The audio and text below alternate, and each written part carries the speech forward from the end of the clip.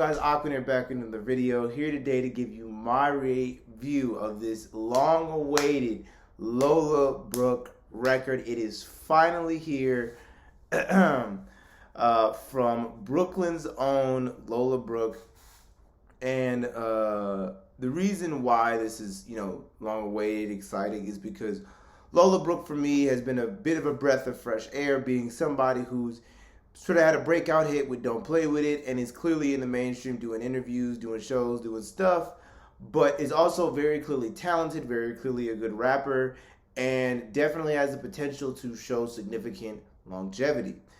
And so with the single of Don't Play With It, she kind of really rode that wave and went to a lot of festivals, dropped a few singles, dropped a few features here and there. And for a while, I was sort of holding out hope that we would get an album, but after a minute, I was like, well, maybe that's not where her head is at.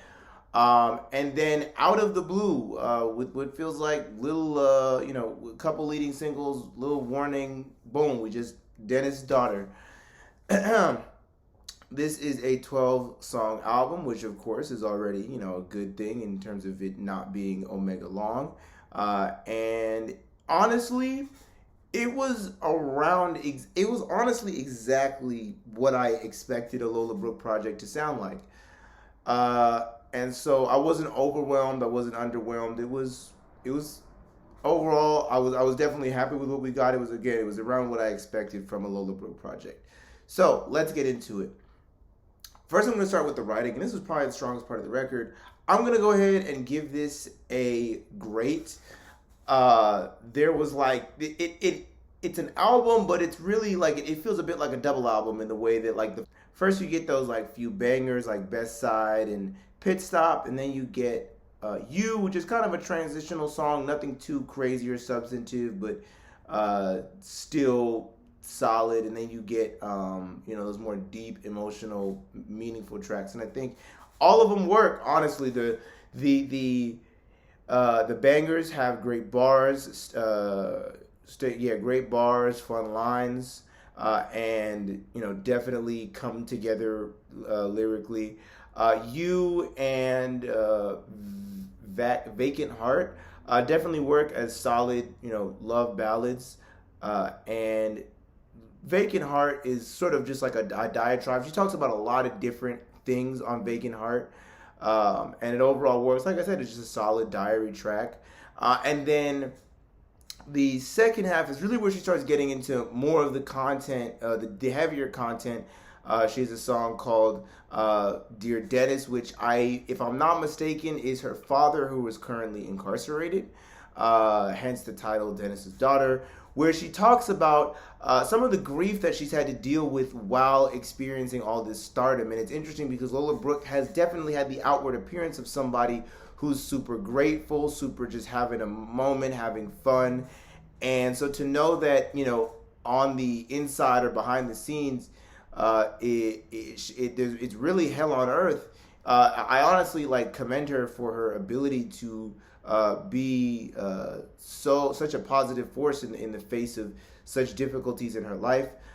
She talked about some of the things that she wished that she knew, and got to learn from her father. Seems like he was an addict and incarcerated a long time, and talks about how grateful she is for her mother to take care of her for all that time period, and it's overall just a really good track about the good and the bad and the desires, and an interesting window on what it's like, not just because we talk a lot about the people who are incarcerated, right? But then how does it affect the family dynamic, right?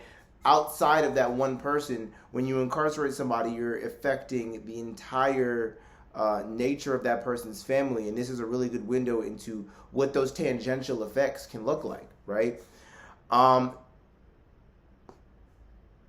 Then we have Sister Baby, which is another solid Detroit banger, great bars. And then we have God Bless the Rappers, which is probably my favorite track, and I consider the official closer to the record, where she talks about what it's like being a rapper in 2023 with all of these unfortunate deaths, And it really is a tribute track that goes out to a lot of the rappers who have passed away amongst the years. And she talks a little bit about why it's so difficult and why it's so scary to be a rapper. What's frustrating, how the victim blaming that goes into it. And yes, to all you weirdos who were victim blaming PNB Rock and like, oh, this is what happens when you do it. That's your trash. All y'all suck. Critique the world that doesn't allow him to wear a chain at a Roscoe's before you critique him for wearing a chain at Roscoe's. And one of the especially things that I liked, especially as I grow a little bit older, and I realize something I personally realize is like a lot of people my age don't really understand hip hop as much as they think they do. Is like, she was like, they critique us, but they don't know other factors. But they don't, but they're not paying attention to other factors. And I think where I personally took this was like, people for some reason are still unable to humanize the people who are making their favorite rap songs, despite the fact that if they were just talking about normal stuff, they wouldn't be in their favorite rap songs. If Lil Durk wasn't talking about what he was talking about, like he would not have the fan base that he has currently. There's a level of excitement and engagement and fast-paced to his music that people gravitate towards, and that violent aesthetic is something that a lot of people enjoy.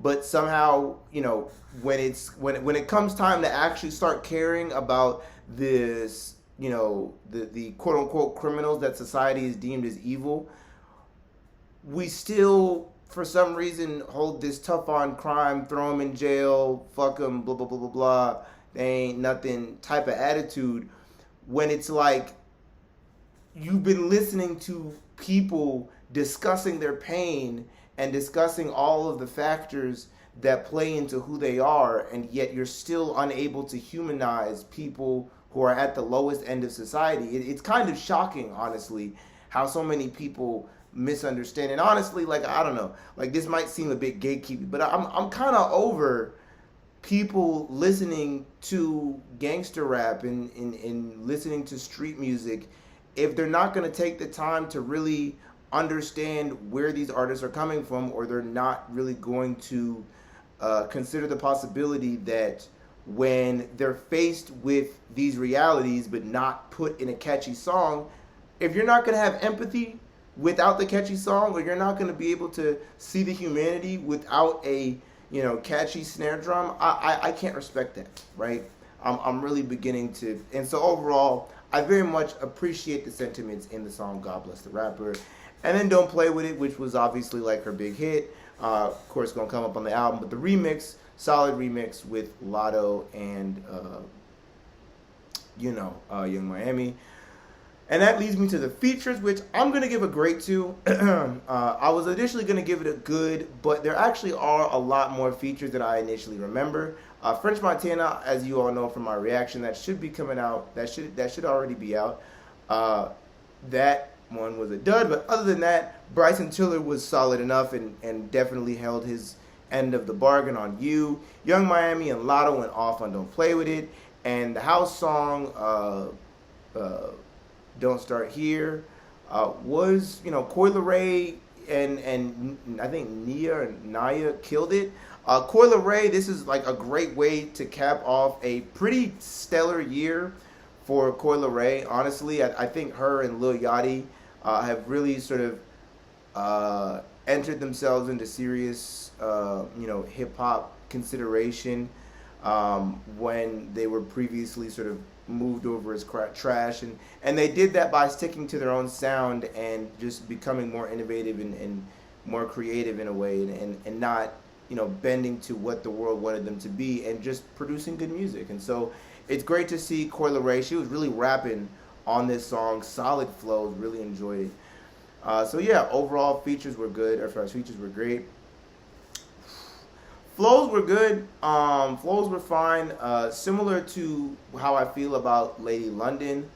There wasn't too much in the way of like tempo changes, except for one song, which I'll get into in the musical execution side.